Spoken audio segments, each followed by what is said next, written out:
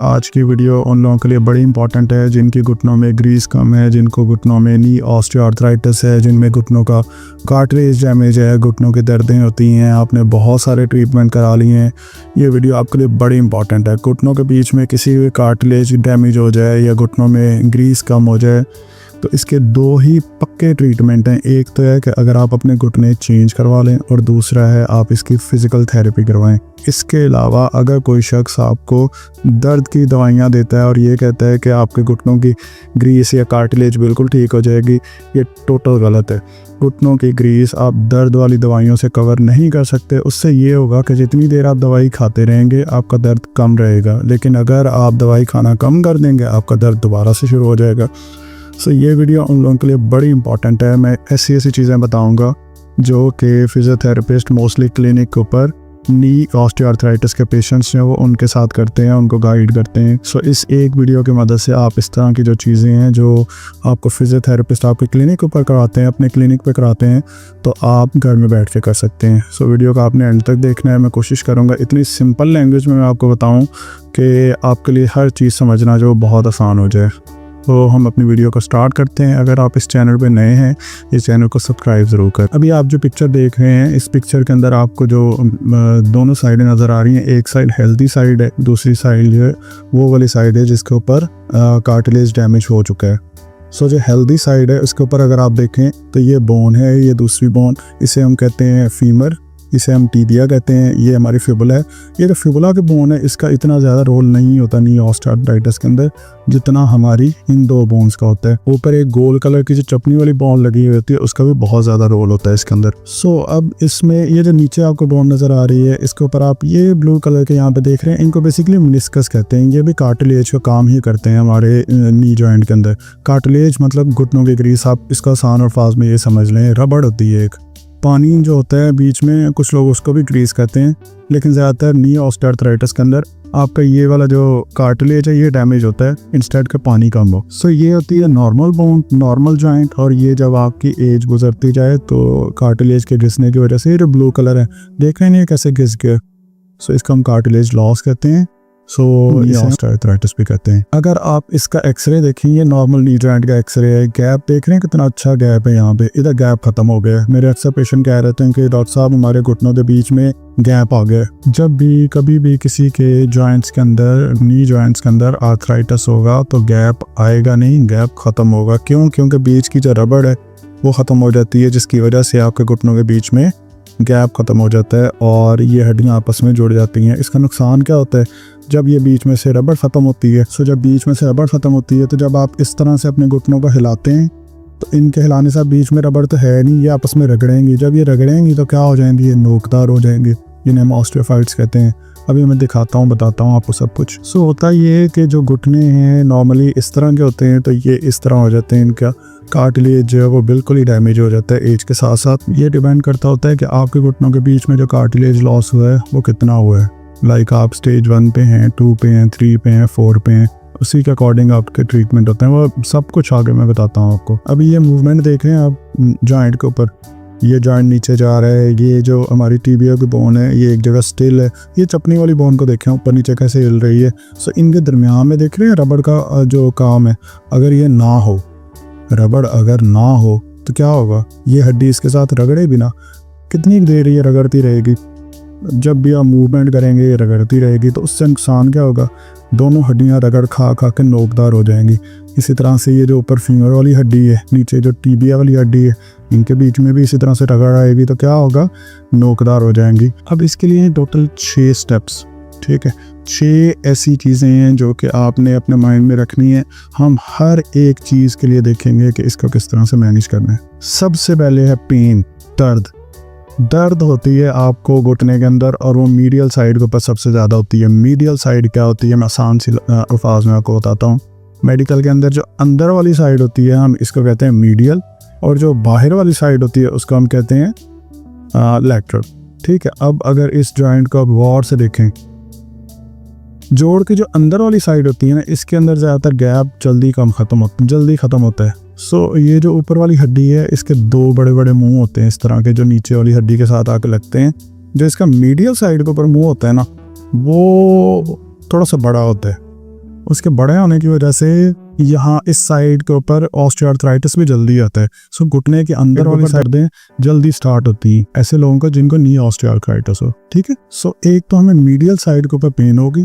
ठीक है, सेकेंडली जब हम वॉक करते हैं, जब हम चलते हैं, चलते हुए हमें दर्द ज़्यादा होती है। ठीक है, उसकी वजह ये होती है कि जब आपका ऊपर से वज़न बढ़ता है तो घुटनों के बीच में जो गैप है वो वैसे कम होता है, तो ऊपर से वज़न आने की वजह से तो और ज़्यादा रगड़ती हैं। लाइक अगर ये बोन है, ठीक है, ऊपर से फुल वज़न आ रहा है, ये आपस में जुड़ जाएंगे। अब साथ में आप चल भी रहे हैं, जब आप चलेंगे तो क्या होगा, ये रगड़ेंगे ना आपस में, आपको दर्द होगी। ठीक है, दूसरा होता है जब हम बैठ के इतनी देर बैठ के जब खड़े होते हैं तब हमारी घुटने के अंदर दर्द होती है। सो नी ऑस्टियोआर्थराइटिस के अंदर ये भी एक पेन का बड़ा साइन है कि जब आप इतनी देर बैठे रहें आपको पेन अभी कम है, लेकिन जैसे ही खड़े होंगे ना, जैसे ही इसके ऊपर प्रेशर आता है, सिंपल इसके लिए मेडिकल के अंदर एक टर्म यूज़ की जाती है और उसे कहते हैं कि जब वेट बेयरिंग होती है नी ऑस्टियोआर्थराइटिस के अंदर तब हमें दर्द होती है। ठीक है, अब क्योंकि घुटनों के बीच में कार्टिलेज लॉस हो जाता है और इसकी वजह से आपके जब भी आप उठने लगते हैं तो वो यकदम से मूवमेंट जैसे करते हैं तो प्रेशर आता है वेट की वजह से और आपको दर्द होती है। ठीक है, अब नेक्स्ट है, ये तो होगा पेन के बारे में। नेक्स्ट है स्वेलिंग, इन्फ्लेमेशन, सोजिश। सोजिश इसके अंदर बहुत ज़्यादा होती है नी ऑस्टियोआर्थराइटिस के अंदर। इसको एक चीज़ को समझें कि जो ऑस्टियोआर्थराइटिस है, जो वर्ड टिस है ना, जो लफ्ज़ टिस है, टिस का मतलब होता है इन्फ्लेमेशन, सोजिश, स्वेलिंग। मेडिकल के अंदर जिस भी बीमारी में आप मिल जाए ना टिस, इसका मतलब होता है सोजिश। जैसे टेंडनाइटिस है, आर्थराइटिस है और अपेंडिसाइटिस है, किसी को अपेंडिक्स का अगर मसला हो, सो जिसके आगे टिस आ जाए ना, that means swelling. So knee osteoarthritis मतलब घुटनों के बीच में रबड़ कम होना, कार्टिलेज कम होना, ग्रीस कम होना। सो इसमें भी इन्फ्लेमेशन आती है, सोजिश आती है। क्यों आती है? कुछ इस तरह से होता है, ऐसा जोड़ जिसके अंदर नी ऑस्टियोआर्थराइटिस हो उसके अंदर आपको कुछ इस तरह की स्वेलिंग मिलती है। कुछ लोगों के अंदर ये होता है कि ये इतनी स्प्रेड कर देती है कि ऊपर से लेके नीचे तक आपको फील हो रही होती है और ऐसे लगता है जैसे घुटनों के बीच में पानी भरा हुआ है, जिसे हम जॉइंट इफियन भी कहते हैं। अक्सर तो इतना ज़्यादा हो जाता है कि लोगों को फिर इंजेक्शन की मदद से उसको बाहर निकलवाना पड़ता है। अब इस पिक्चर को गौर से देखें, जब आप ये मूवमेंट कर रहे हैं आपके घुटनों के बीच में रबड़ नहीं है। जब आप मूवमेंट कर रहे हैं और आपके घुटनों के बीच में रबड़ नहीं है, घुटने आपस में रगड़ रहे हैं, यानी कि नोकदार हो रहे हैं, यानी कि मुसलसल उसको चोट लग रही है। जब आपको कभी भी कहीं पे चोट लगती है ना, जैसे यहाँ पे मुझे कट लग जाए, खून इकट्ठा होगा, खरींड आएगा, खून इकट्ठा होगा, खरींड बनेगा और कुछ दिनों में ठीक हो जाएगा। सो जो हमारे घुटने हैं ना, इनके बीच में जब रबड़ ख़त्म हो जाती है, ये बार बार जब हिल रहे होते हैं तो यहाँ पे बार बार चोट लग रही होती है, हमारे घुटने की हड्डियाँ आपस में रगड़ रही होती हैं, टक टक की आवाज़ें आ रही होती हैं। इसीलिए तो टक टक की आवाज़ें आती हैं क्योंकि रगड़ हो रही होती है ना। यहाँ पे इन्फ्लेमेशन इसलिए हो जाती है, सोजिश इसलिए हो जाती है क्योंकि जब रगड़ आती है, जब नोकदार जगह के ऊपर जब चोट लगती है तो हमारे जिस्म में एक मैसेज आता है। मैसेज ये जाता है कि यहाँ पे हो गई है इंजरी। अब जब इंजरी हुई है ना, यहाँ पे यानी ज़ख़म हुआ है, चोट लगी है, आपके सिर्फ रगड़ने की वजह से मैसेज आता है दिमाग में कि आप ना यहाँ पे ज़्यादा से ज़्यादा खून भेजो ताकि यहाँ खरींड बने, पके। ठीक है, सो इस तरह से इतना सारा खून, साथ में आपके वो वाले सेल जो कि रिपेयर, यानी आपकी फ़ौज, जो आपकी जिस्म की फ़ौज है ना, जिस्म की आर्मी है, वो यहाँ पहुँच जाती है कि यहाँ जाके जी सफाई करो, यहाँ पे जी ज़ख़म हो गए हैं उसको रिपेयर करो। वो जब फ़ौज आती है यहाँ पे, कितनी सिंपल मैं लफ्ज़ यूज़ कर रहा हूँ, ये अगर कोई मेडिकल प्रोफेशनल देखेगा वो यही सोचेगा कि जिस्म की फ़ौज क्या मतलब, बट आप बॉडी डिफेंस मैकेनिज़्म जो है इसको मेडिकल में कहा जाता है। सो यहाँ पे इतने सारे सेल इकट्ठे हो जाते हैं हमारे घुटने के बीच में। जब इकट्ठे होते हैं तो वो आते हैं रिपेयर करने के लिए, लेकिन वो इंजरीज इतनी ज़्यादा होती हैं, रिपेयर हो ही नहीं सकता। तो वो जो एक्यूट इन्फ्लेमेशन है, जो नई इन्फ्लेमेशन है, वो इतनी पुरानी हो जाती है, इतनी पक्की हो जाती है कि एक क्रॉनिक इन्फ्लेमेशन बन जाती है। सो क्रॉनिक इन्फ्लेमेशन को फिर आप ठीक कराते हैं और वो आपके लिए ज़्यादा प्रॉब्लम काज करती है। एक्यूट इन्फ्लेमेशन होती है वो तो जिस्म का डिफेंस मैकेनिज्म है। जो एक्यूट इन्फ्लेमेशन है ना, जो नई इन्फ्लेमेशन होना, ये तो जिस्म के लिए बहुत अच्छी होती है। लाइक आपके जिस्म, उसको थोड़ा सा यही टाइम देना चाहिए। अगर वो ठीक ना हो रही हो फिर आइसिंग करनी चाहिए। लेकिन अगर क्रॉनिक इन्फ्लेमेशन हो जाए फिर आप इस पर गर्म टकोर करें, आपको फ़ायदा होगा, ये कम हो जाएगी। पुरानी सोजिश को अगर आप कम करना चाहते हैं तो वो गर्म टकोर से होगी। जो नई सोजिश होगी उसका आप कब कैसे ठीक करेंगे? ठंडी डिकोर से। लेकिन अगर ये बहुत ज़्यादा हो जाए, एडीमा बन जाए, जॉइंट एफिजन इसके अंदर बन जाए, तो फिर आपको एक इंजेक्शन होता है, उसकी मदद से इस सारे पानी को बाहर निकाल लिया जाता है। सो ये होता है स्वेलिंग का, फिर किस तरह से ठीक करना होता है। थर्ड इसके अंदर पार्ट होता है क्रेपिटस। क्रेपिटस मतलब होता है घुटनों के बीच में से टक टक की आवाज़ें आना। और टक टक की आवाज़ें क्यों आती हैं, जो मैं अभी बता रहा था आपको कि घुटनों की जब बीच की ग्रीस ख़त्म हो जाती है, बीच वाली जब रबड़ ख़त्म हो जाती है, तो जैसे आप मूवमेंट्स करते हैं तो फिर हड्डियाँ आपस में रगड़ती हैं, इनके रगड़ने से आपको आवाज़ आती है। अच्छा, इसलिए आवाज़ ऐसे नहीं आती कि मैं बैठा हूँ और अपना घुटना हिला रहा हूँ आवाज़ आ रही है, नहीं, इसकी आवाज़ आती है फील करने से। आपके घुटनों के ऊपर अपने हाथ रखना है और जब अपना घुटना सीधा करेंगे, मोड़ेंगे, तो आप फील करेंगे कि इसके अंदर से तो चीज़ें रगड़ रही हैं। और रगड़ने की वजह क्या है, आपके घुटनों के बीच का जो कार्टिलेज है वो डैमेज हो गया है, जिसकी वजह से आपको ये प्रॉब्लम आती है। सो क्रेपिटस के बाद है हमारे पास स्टिफनेस, अकड़ावपन आता है घुटने के अंदर। सो इसकी बहुत सारी रीज़न्स होती हैं। उसकी रीज़न्स ये हो सकती हैं कि जो आपके घुटनों के बीच में जैसे ही कार्टिलेज या ये घुटनों के ग्रीस या घुटनों का जो फ्लूइड है कम हो जाता है, तो उसकी वजह से जब भी आप मूवमेंट करते हैं तो आपकी जो चपनी की हड्डी है या आपकी जो दूसरी हड्डी है इस तरह से फ्रीली मूव नहीं कर सकती जिस तरह से नॉर्मल रूटीन के अंदर करते हैं। कि जैसे हम अपने घुटने को फोल्ड करते हैं, हमारी चपनी की हड्डी नीचे को आती है, जैसे हम ऊपर की तरफ लेके जाते हैं चपनी की हड्डी ऊपर की तरफ जाती है, तो ये इतना फ्रीली मूव नहीं कर सकती, जिसकी वजह से ये घुटने हमारे स्टिफ हो जाते हैं, अकड़ जाते हैं। ठीक है। और दूसरा, इसके अंदर ऑस्टियोफाइट्स बन जाते हैं, इस तरह से हड्डियां नोकदार हो जाती हैं, जिसकी वजह से जैसे हम घुटना मोड़ने की कोशिश करते हैं तो पेन होती है, तो जिसकी वजह से हम स्टिफनेस हमें काज होती है। तीसरा, हम एक्स्ट्रा रेस्ट करते हैं, बहुत ही ज़्यादा रेस्ट करने लग जाते हैं कि यार हमने थोड़ा सा भी हिलाया ना तो यहाँ पे तो बहुत ज़्यादा दर्द होना शुरू हो जाएगी, तो उसकी वजह से भी आपको स्टिफनेस या अकड़ाव आता है। ठीक है। नेक्स्ट है मसल वीकनेस, पट्ठों की कमज़ोरी हो जाती है। उसकी सबसे बड़ी रीज़न, आप अगर बहुत लंबे रेस्ट पे चले जाएं, यानी इतना अर्सा आपने रेस्ट किया है, तो उसकी वजह से पट्ठों के अंदर पट्ठे हमेशा अच्छे रहते हैं अगर ये इस्तेमाल हो। अगर पट्ठे इस्तेमाल ना हों तो फिर प्रॉब्लम हमारे लिए ज़्यादा होती है। सो पट्ठों को जब हमारे घुटनों में ऑस्टियोआर्थराइटिस होता है, घुटनों में ग्रीस कम हो जाए, तो हम एक्स्ट्रा जब रेस्ट करते हैं तो हमारे पट्ठे वीक हो जाते हैं। इसे मसल एट्रोफी कहते हैं। पट्ठों में वीकनेस की वजह से फिर हमारे घुटनों के अंदर और ज़्यादा दर्दें होती हैं। सो इसके लिए आप नी आइसोमेट्रिक वर्जिशें करते रहेंगे। मैं सारी वर्जिशें अभी आपको बतानी है। सो जो मैं चीज़ें आपको बता रहा हूँ, अगर ये मैं सारी बेसिक चीज़ें आपको बताऊँगा तो आपको वर्जिश करते हुए फिर समझ आएगी ना कि हम ये जो सारा कुछ मैं आपको बता रहा हूँ वर्जिश के अंदर, कि किसके लिए कौन सी वर्जिश है, इन्फ्लेमेशन के लिए आप किस तरह से करेंगे, आप पट्ठों के लिए कौन सी करेंगे। सो ये बड़ी इंपॉर्टेंट है। सो पट्ठे वीक हो जाते हैं। नेक्स्ट हमारे पास है डिफॉर्मिटी, बहुत इंपॉर्टेंट। डिफॉर्मिटी का मतलब होता है कि जो नॉर्मल हमारी शेप है, जो हमारी बॉडी की शेप है, हमारी लेग्स की शेप है, ये चेंज हो जाती है। ठीक है। इसमें दो डिफॉर्मिटीज़ बड़ी कॉमन है।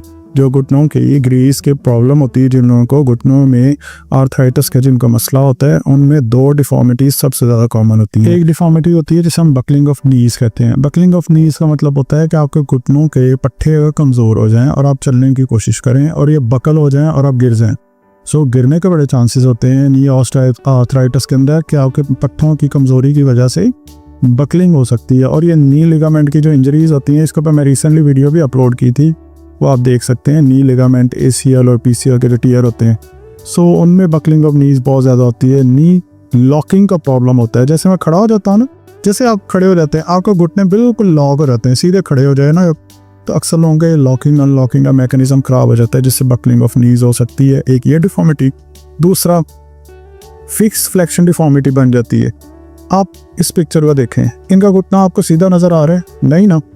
मोस्ट ऑफ द टाइम ऐसे लोग जिनको घुटनों का आर्थराइटिस हो, नी ऑस्टियोआर्थराइटिस हो, घुटनों में ग्रीस कम हो जाए, तो उनका घुटना फुल सीधा नहीं होता। फुल सीधा ना होने की वजह ये होती है कि आपके जो पट्टे हैं, ख़ास तौर पे जो आपका क्वाड्रिसेप का पट्टा है, यहाँ पे जो हमारा इस जगह के ऊपर जो हमारे थाई का पट्टा है, यानी कि घुटने का ऊपर वाला और ऊपर वाली साइड के ऊपर जो पट्टा है, इसे हम क्वाड्रिसेप कहते हैं।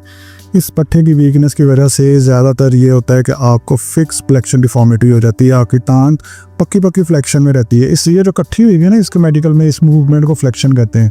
सो आपकी टांग बिल्कुल सीधी नहीं होती, और उसकी वजह क्या होती है? आपका क्वाड्रिसेप पट्टा, आपका ये जो ऊपर वाला जो गोश्त है, इसकी वीकनेस। ठीक है। इसके अलावा एक और डिफॉर्मिटी होती है जिसे हम जीनोवेरम कहते हैं। जिन लोगों को नी ऑस्टियोआर्थराइटिस का मसला है ना, वो इस चीज़ को बड़े अच्छे से समझ सकते हैं। घुटनों में जिनके ग्रीस का प्रॉब्लम है, कुछ ऐसी शेप हो जाती है, यानी कि टांगें बिल्कुल सीधी नहीं होती, कुछ इस तरह से शेप बन जाती है जिसको हम जीनोवेरम कहते हैं।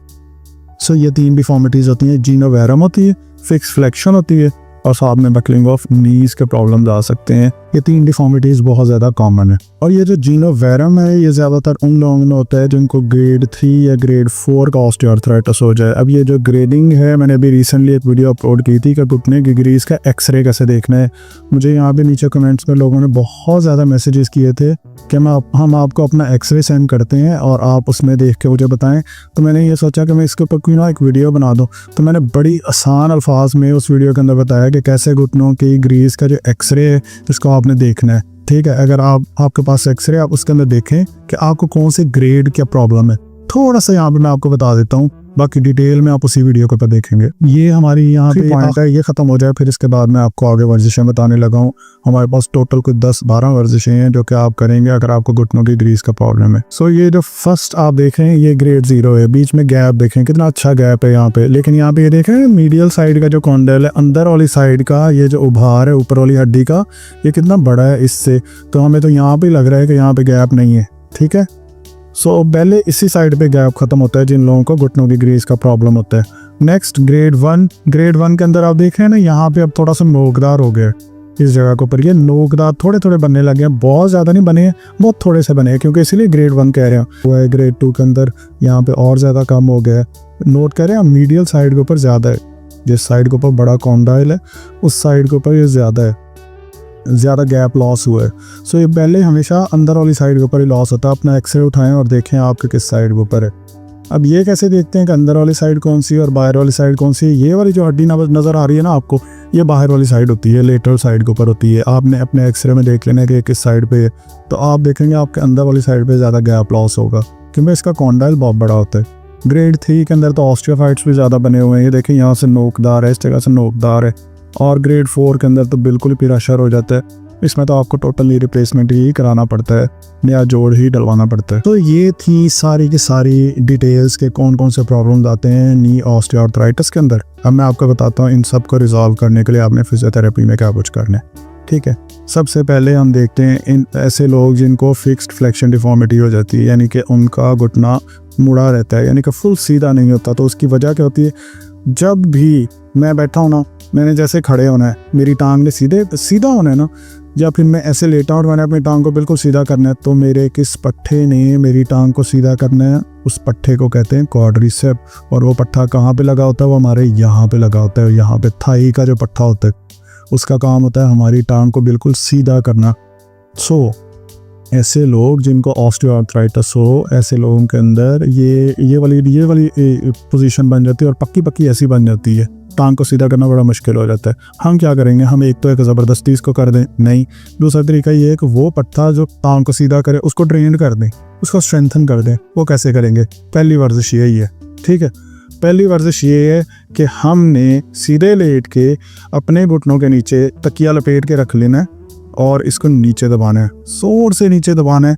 जैसे आप नीचे दबाएंगे ना, आप नोट करेंगे आपका ये वाला जो थाई वाला पट्टा है, इसके अंदर ना आपको बहुत अच्छी कॉन्ट्रैक्शन होगी जब आपने इसको नीचे की तरफ दबाना है। सो पहली एक्सरसाइज होगी, इसे हम कहते हैं नी आइसोमेट्रिक एक्सरसाइज।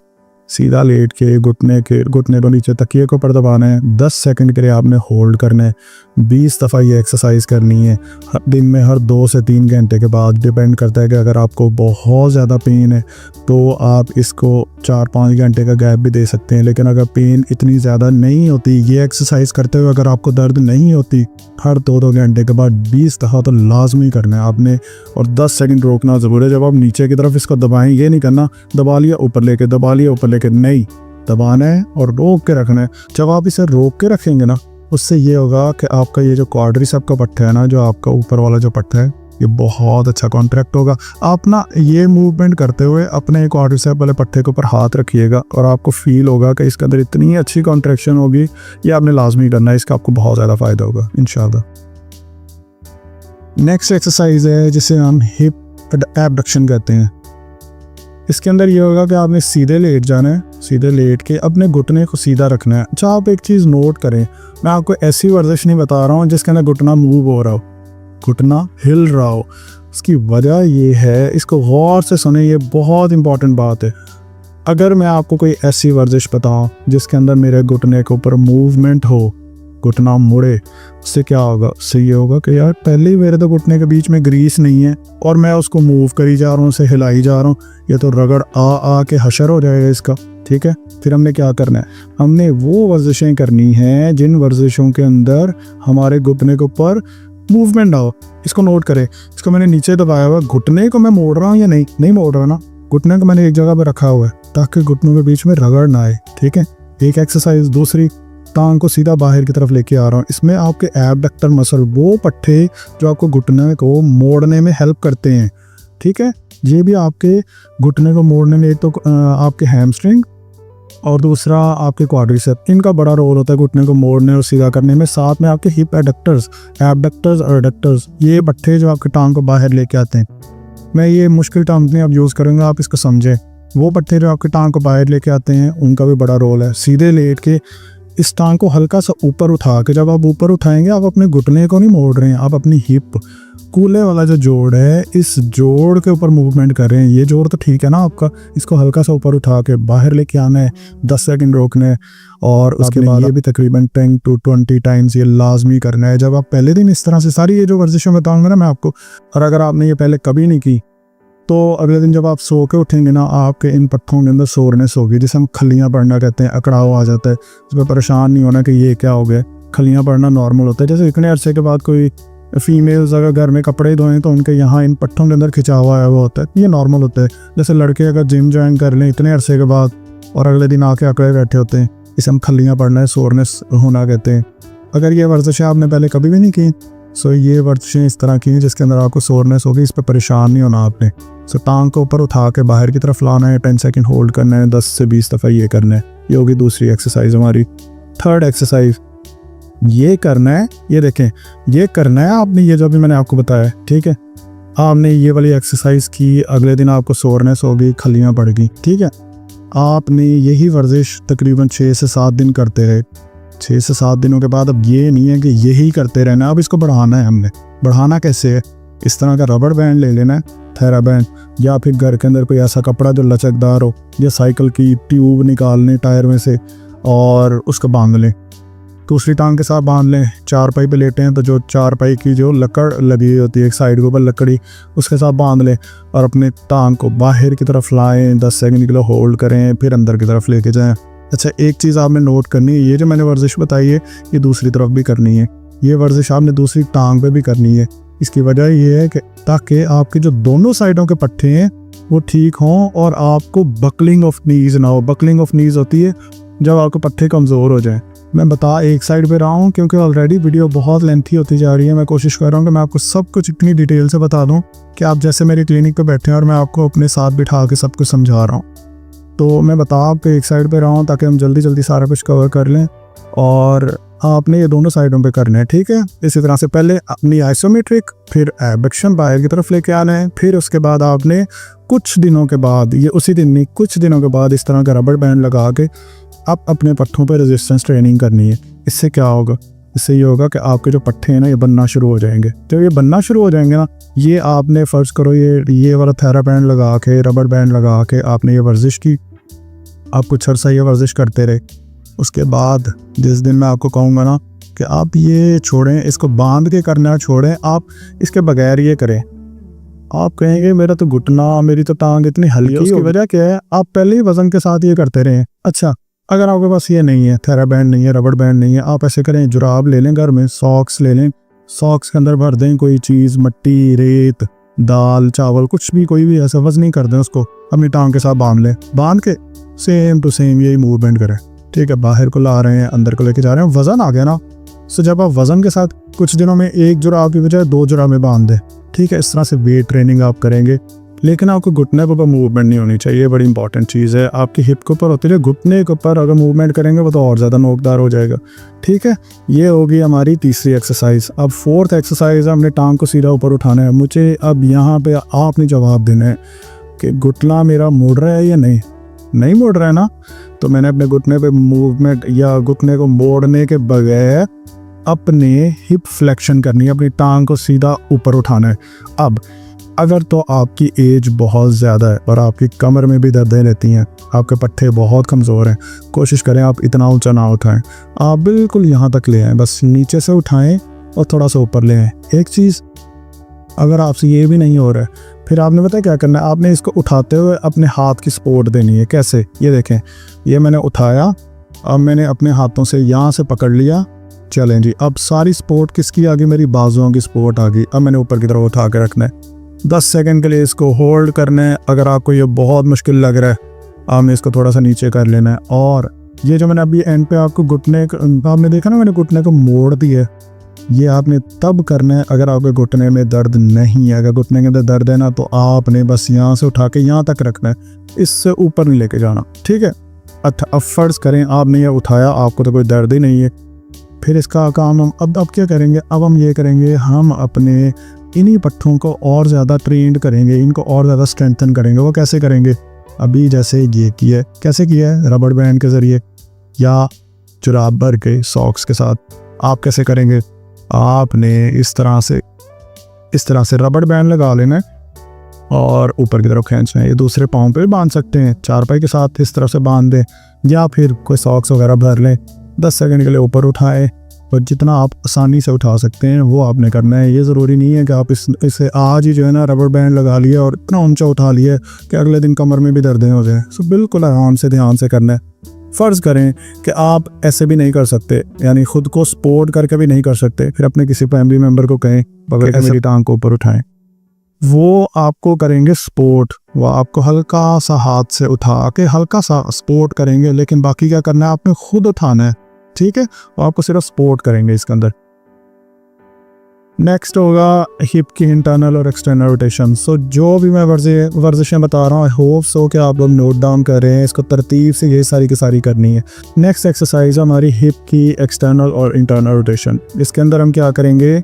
आप नोट करें, मेरे घुटने के ऊपर मूवमेंट नहीं हो रही, सारी मूवमेंट हो रही है हिप के ऊपर या टखने के ऊपर, और दूसरी टांग को मैंने हल्का सा मोड़ के, यानी कि एक जगह पे स्टिल किया हुआ है। बाहर की तरफ लेके जाएं, अंदर की तरफ लेके जाएं। ये हिप इंटरनल और एक्सटर्नल रोटेशन आपके घुटने के लिए बहुत अच्छी एक्सरसाइज है। इसमें आपने अंदर लेके जाना है, 10 सेकंड के लिए होल्ड करना है, बाहर लेके आना है, 5 सेकंड के लिए रेस्ट देना है, फिर अंदर और बाहर, इस तरह से ये मूवमेंट करते रहना है। 20 टाइम्स लाजमी करनी है। ये एक्सरसाइज भी बहुत ज़्यादा फ़ायदा देगी आपको। नेक्स्ट एक्सरसाइज है जिसे हम ब्रिजिंग एक्सरसाइज कहते हैं। ब्रिजिंग एक्सरसाइज बेसिकली होती है कमर के लिए, लेकिन ऐसे लोग जिनको घुटनों का प्रॉब्लम हो, उनके घुटनों के जो क्वाड्रिसेप मसल्स हैं, जो ऊपर थाई वाले पट्टे हैं, इनके अंदर जो वीकनेस हो, तो आपको ब्रिजिंग एक्सरसाइज के अंदर यहाँ पे बहुत अच्छी स्ट्रेंथ ट्रेनिंग होती है। आपको क्वाड्रिसेप पट्टे जो है ये उठाते हैं, आपको पूरे जिस्म को जब उठाते हैं ना, तो इसके ऊपर वैसे वेट ट्रेनिंग हो जाती है। सो ये आपने एक्सरसाइज करनी है, सीधे लेट के टांगें मोड़ लेनी है, हिप्स को ऊपर की तरफ उठाना है, 10 सेकंड के लिए होल्ड करना है। ये एक्सरसाइज भी आपको बहुत ज़्यादा फ़ायदा देगी। नेक्स्ट एक्सरसाइज बहुत ज़बरदस्त एक्सरसाइज जो मैंने क्लिनिक पे देखा है पेशेंट्स की, जो आपको घुटनों के बीच में जो दर्द होती है वो ज़्यादातर अंदर वाली साइड पे होती है, ठीक है। जिनका सीवियर होना तो उनका तो फिर समझ नहीं आ रही होती, नहीं कि साइड पे हो रही है, पीछे हो रही है, दरमियान में हो रही है, क्योंकि घुटनों के बीच में रबड़ टोटली ख़राब हो गई है। ज़्यादातर ऐसे केस जिनको घुटनों में प्रॉब्लम हो, नी ऑस्टियोआर्थराइटिस हो, घुटनों के अंदर वाली साइड पर दर्द होती है, उन्होंने एक तकिया ले लेना है, दोनों घुटनों के बीच में रखना है, ऐसे दोनों घुटनों के बीच में रख के, और घुटनों को फिर ज़ोर से दबा देना है। 10 सेकंड के लिए ऐसे होल्ड करके रखना है, अच्छा खासा दबा के रखना है और फिर छोड़ देना है। सारी वर्जिशों में आपने नोट किया, हमने घुटने पे मूवमेंट नहीं की, घुटने पे ये नहीं किया, हमने ऐसी कोई वर्जिश नहीं करनी है। अगर कोई बंदा आपको कहे ना कि नीचे टांगें लटका के टांग सीधी कर लें, टांग मोड़ लें, टांग सीधी कर लें, टांग मोड़ लें, टोटल रॉन्ग है। आपके घुटने का हशर नशर हो जाएगा। अच्छा, आपने दोनों घुटनों के बीच में इस तरह से तकिया रख के इसको 10 सेकंड के लिए रोक के रखना है। ये एक्सरसाइज करनी है, बहुत फ़ायदा होगा इसका भी आपको। अब नेक्स्ट एक्सरसाइज है ऐसे लोगों के लिए जिनके घुटने लेंगे, इसमें एडिमा है, इसमें पानी भरा हुआ है। वो जो चीज़ें मैं आपको शुरू में बता रहा था ना कि स्वेलिंग के लिए, स्वेलिंग क्यों होती है, क्रेपिटस क्या होता है, आवाज़ें क्यों आती हैं, टक टक की आवाज़ें क्यों आती हैं, अब आपको वर्जिशों की तरह में समझ आ रही होगी। जो मैंने इतनी सारी शुरू में जो चीज़ें बताई ना, अब आपको समझ आई ना कि मैंने ऐसी वर्जिश क्यों नहीं बताई कि जिसमें आपके घुटने अगर मोड़ के अगर आप वर्जिश करेंगे, यानी कि घुटनों का अगर मूवमेंट के साथ अगर आप करेंगे तो टक टक की आवाज़ें आएंगी। अगर मैं आपको शुरू वाली चीज़ें ना बताता तो आपको तो वर्जिश में काफ़ी सारे पॉइंट समझ नहीं आने थे। अब जो मैं आपको वर्जिश बता रहा हूँ ना, ये वाली, इसे कहते हैं एंकल एलिवेशन। ये वर्जिश उन लोगों के लिए बहुत अच्छी है जिन लोगों को नी के अंदर स्वेलिंग है, जिनको घुटनों के अंदर सोजिश है। ये वर्जिश बहुत फ़ायदा देगी। उसकी वजह ये है, जब आप खड़े होते हैं ना, जब आप सीधे खड़े होते हैं, नीचे वाला जो खून है ना, जो टांगों का खून है, उसमें दिल के पास आके साफ़ होना है। जब आप खड़े होते हैं ना, तो वो खून आना बड़ा मुश्किल होता है। आ जाता है, आपके वेन्स के अंदर चप्पू लगे हुए होते हैं, वेल्व्स लगे हुए होते हैं, आ जाता है, लेकिन बहुत मुश्किल होता है। जब आप इसको एलिवेट कर लेते हैं ना, ऊंचा कर लेते हैं, तो फिर यहाँ से जो टांगों के अंदर, घुटनों के अंदर, यहाँ पे जो खून होता है ना, ये सफाई के लिए दिल के पास आना बड़ा आसान हो जाता है। इसमें ग्रेविटी, जो कशिश शकल है, जो ज़मीन की जो कशिश है, वो बड़ी हेल्प करती है। आपका जो टांगों का, घुटनों का जो खून है, वो दिल के पास आता है, साफ़ होकर वापस जाता है। सो इसमें आपकी नी सर्कुलेशन, नी के जॉइंट सर्कुलेशन, पिंडलियों में जो सर्कुलेशन है, पिंडलियों में दर्दों की ये बहुत बड़ी वजह है। पिंडलियों की वीडियो जो मैंने भी रिसेंटली अपलोड की है, वो आप देखिए कि मेरे चैनल को, वो ज़बरदस्त है। आपको ये सारे पॉइंट समझ आ जाएंगे। सो ये एक्सरसाइज आपने सीधे लेटना है, कोई रज़ाई लपेट के, कोई 2-3 तकिए लपेट के अपने घुटनों के नीचे रख लेने, और आपने इस तरह से एलिवेट करके आपने सिर्फ इस पोजीशन में 10 से 15 मिनट के लिए लेट जाना है। आपके घुटनों में इतना सुकून होगा, आप देखेंगे। अच्छा, आप इसको सिर्फ आपने पाँव के नीचे नहीं रखना, आपने अपनी हिप्स तक इसको टच करना है, आगे की तरफ करके रखना है। एक तो ये आपकी पोजीशन आपने बनानी है, आपको बहुत ज़्यादा फ़ायदा होगा। ठीक है, नेक्स्ट है हमारे पास, सेम आपने यही पोजीशन बना के अपने पाँव को नीचे लेके आना है, पाँव को ऊपर लेके जाना है, पाँव को नीचे लेके आना है, पाँव को ऊपर लेके जाना है, नीचे लाएंगे, 10 सेकंड के लिए होल्ड करेंगे, ऊपर लेके जाएंगे, 5 सेकंड के लिए होल्ड करेंगे। इसमें भी आपकी बहुत अच्छी यहाँ पे कॉन्ट्रैक्शन होगी उन पट्ठों की जिनको हम पिंडली वाले पट्ठे कहते हैं, जिन्हें हम काफ मसल कहते हैं। ये पट्ठे वो हैं जो घुटनों के ऊपर आके लगे हुए होते हैं। जैसे हम हिप की मदद ले रहे थे, अपने हिप जॉइंट की मदद ले रहे थे अपने घुटनों को ठीक करने के लिए, अब हम अपने टखने की, अपने एंकल जॉइंट की मदद ले रहे हैं अपने घुटनों को ठीक करने की।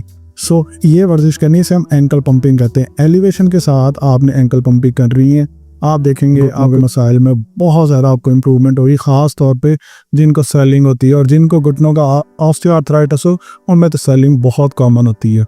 सो पहली एक्सरसाइज थी नी आइसोमेट्रिक, दूसरी थी नी हिप एबडक्शन, बाहर की तरफ लेके आनी, तीसरी रेजिस्टेंस, फोर्थ सीधे ऊपर उठाना, फिफ्थ हमारी सपोर्ट के साथ, उसके बाद 6 जो कि आप अपने घर में फैमिली मेम्बर की सपोर्ट ले लेंगे, 7th आपने नी हिप फ्लेक्शन करनी है विद थेराबैंड या वेट, 8 हिप और हिप की इंटरनल और एक्सटर्नल रोटेशन, 9th एक्सरसाइज आपकी ब्रिजिंग एक्सरसाइज है, 10th एक्सरसाइज वो है जो आपने तकिए को दोनों घुटनों के बीच में रखना है और उसका दबाना है, और 11th एक्सरसाइज है जिसमें आपने अपनी एलिवेशन करनी है अपने नीज़ की और अपनी पिंडलियों की, अपने काफ मसल्स की, और लास्ट 12th एक्सरसाइज है जिसमें आप एलिवेशन के साथ एंकल पंपिंग करेंगे। सो ये 12 डिफरेंट वर्जिशें और डिफरेंट पोजीशंस हैं ऐसे लोगों के लिए जिनको घुटनों का ऑस्टियोआर्थराइटिस है।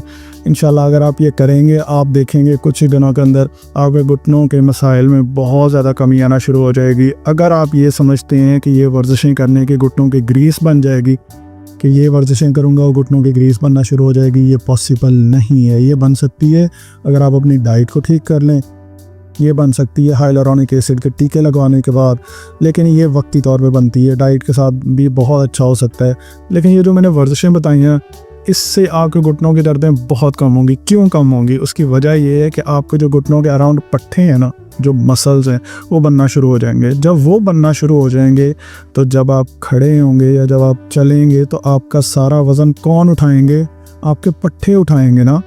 तो जब आपके पट्टे आपका सारा वज़न उठाएंगे तो किसके ऊपर प्रेशर आना कम हो जाएगा? आपके घुटनों के ऊपर प्रेशर आना कम हो जाएगा। सो अगर आपके पट्टे वीक होंगे, कमज़ोर होंगे, तो सारा प्रेशर किसके ऊपर आएगा? आपके घुटनों पे आएगा।